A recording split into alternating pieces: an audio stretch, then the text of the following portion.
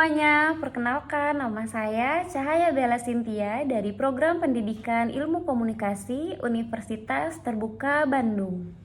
Pada kesempatan kali ini, melalui video tugas 3 dengan mata kuliah Public Speaking, saya akan menyampaikan sebuah pidato yang berjudul Penggunaan Gadget dan Internet di Kalangan Anak Indonesia, Tantangan dan Peluang.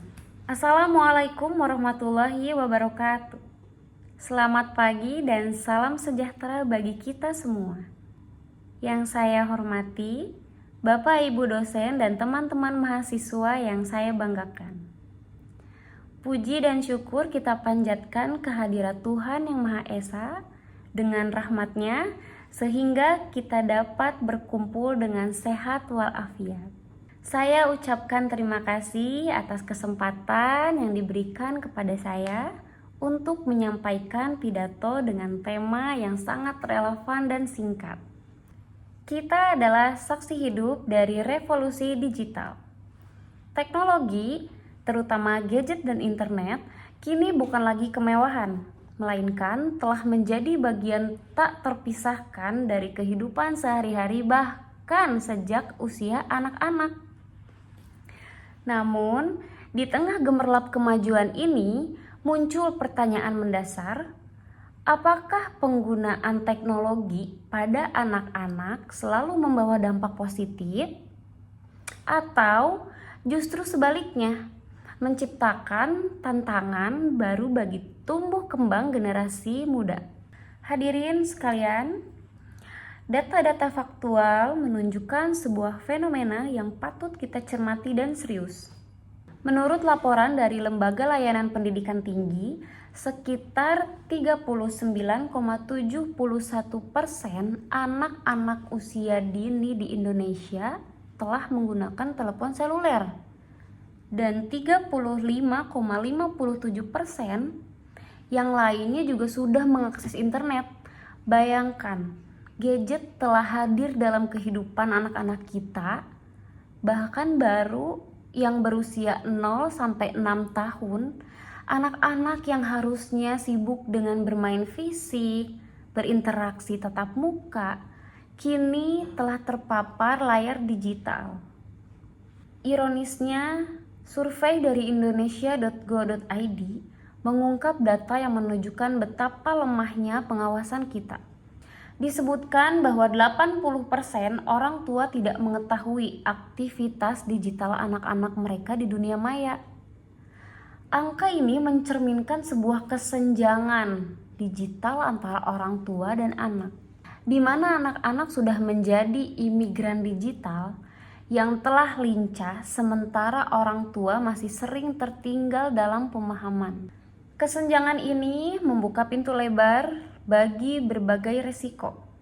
Kajian dari UNICEF tahun 2023 tentang pengetahuan dan kebiasaan daring anak di Indonesia semakin memperkuat kekhawatiran ini.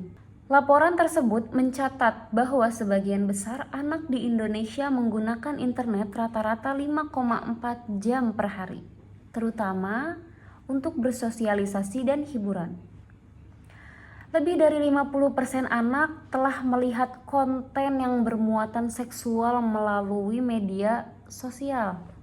Hanya 37,5% anak yang telah mendapatkan informasi tentang keamanan digital. Dan sayangnya, 51% anak memilih tidak membagikan pengalaman tersebut kepada siapapun. Ini menjadi tantangan kita. Karenanya, tidak lagi sebatas pada pembatasan waktu layar, melainkan pada resiko bahaya digital yang nyata. Kecanduan gadget yang berujung pada gangguan tidur, hingga isolasi sosial serta ancaman konten yang tidak sesuai usia, juga adanya perundungan hingga resiko eksploitasi dan pelecehan seksual anak di ranah daring. Namun, hadirin yang berbahagia, teknologi bagaikan pisau bermata dua. Di balik tantangan yang gelap, tersemat pula peluang emas yang harus kita manfaatkan. Internet adalah perpustakaan terbesar di dunia, sumber pengetahuan tanpa batas bagi anak-anak. Gadget internet dapat menjadi satu sarana edukasi interaktif, dari belajar bahasa asing melalui aplikasi hingga memahami konsep sains lewat video edukatif. Teknologi membuat proses belajar menjadi menarik, personal, dan adiktif. Kedua, perkembangan kreativitas dan keterampilan digital. Anak-anak dapat belajar membuat kode, mendesain grafis, membuat konten digital, atau bahkan mengembangkan bakat mereka di bidang seni dan musik. Ini adalah bekal penting untuk ekonomi digital di masa depan. Ketiga, akses informasi yang inklusif, terutama bagi anak-anak di daerah terpencil atau bahkan anak disabilitas. Internet dapat menjadi jembatan untuk mendapatkan akses pendidikan dan informasi yang setara. Pada intinya, gadget adalah alat dan fungsinya bergantung pada penggunanya. Agar anak-anak kita tidak hanya menjadi pengguna pasif yang rentan, tetapi menjadi pengguna yang cerdas, kritis, dan bijak. Maka peran pendampingan orang tua dan guru menjadi kunci utamanya. Hadirin yang saya hormati, melihat realistis ini, tanggung jawab besar kini berada di pundak kita. Generasi muda dan cendekiawan digital, kita harus bergerak dari sekedar mengkhawatirkan data menjadi pelaku perubahan. Literasi digital bukan hanya tentang mengajarkan cara mengoperasikan gadget, tetapi tentang menanamkan 4 pilar utama literasi digital, yaitu cakap digital, kemampuan teknis, aman digital, kesadaran resiko, budaya digital, toleransi dan nilai, etika digital, norma dan sopan santun daring. Seruan aksi saya jelas. Yang pertama, jadilah teladan digital. Mari kita atur penggunaan gadget kita sendiri secara bijak. Menunjukkan bahwa ada waktu berharga di luar layar, seperti interaksi dengan keluarga dan aktivitas fisik. Yang kedua, jadilah mitra anak. Ajak anak-anak berdiskusi secara terbuka tentang pengalaman daring mereka.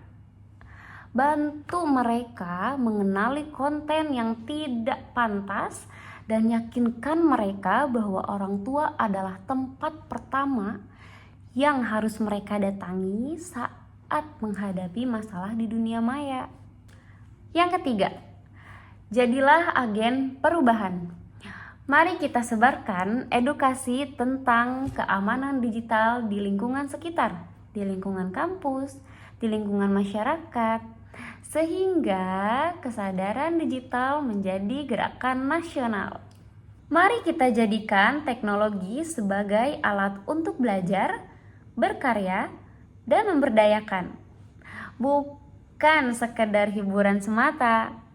Dengan kesadaran bersama dan pendampingan yang intensif, kita dapat menciptakan generasi digital Indonesia yang cerdas, aman, dan beretika di dunia maya. Terima kasih atas perhatian Bapak, Ibu, dan teman-teman semua. Semoga pidato ini menjadi pematik semangat kita bersama dalam melindungi dan menyiapkan generasi terbaik bangsa. Wassalamualaikum warahmatullahi wabarakatuh.